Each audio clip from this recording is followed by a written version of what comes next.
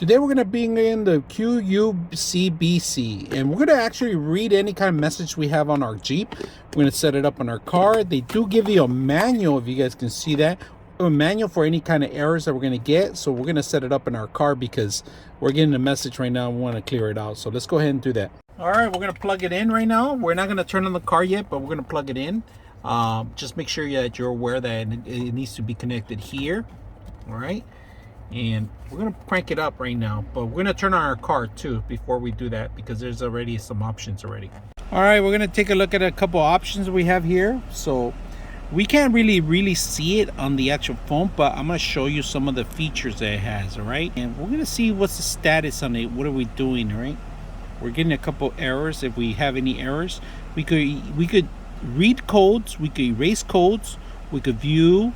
We could do all sorts of things, even get the data here information. So we're going to hit escape and go back to menu.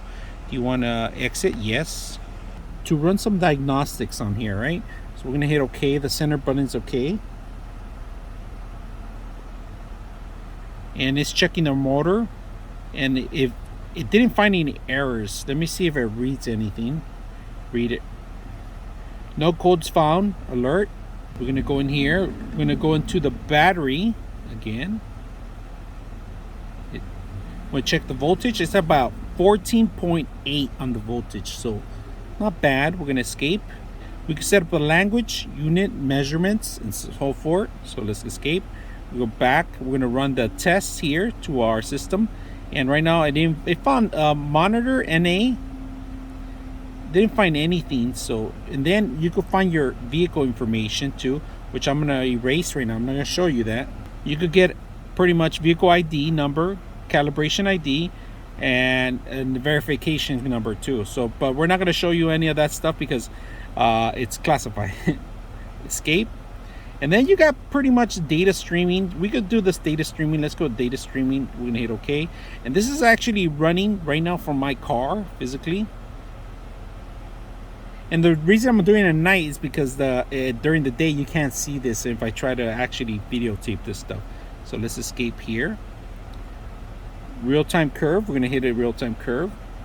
Car speeds. We could use car speeds. We're not moving right now, so it's not going to show you anything. But you could have this pretty much on all the time.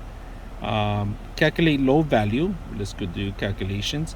And it shows you a chart right now, but we're not moving anywhere, so the chart's not going to go anywhere.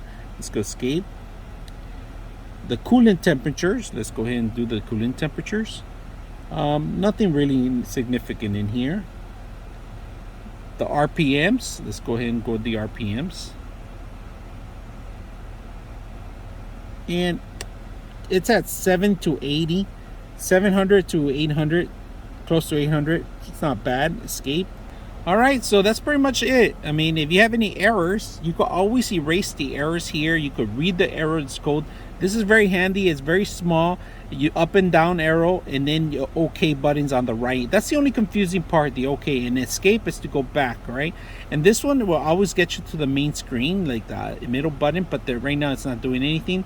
We can always read codes and go back. So easy, small, useful, little handy tool to keep around with in case you save you some money. You might be able to avoid a mechanic and just fix something simple as adding coolant or oil, or even changing certain check engine lights that are not valid sometimes. So I hope you guys enjoy the video.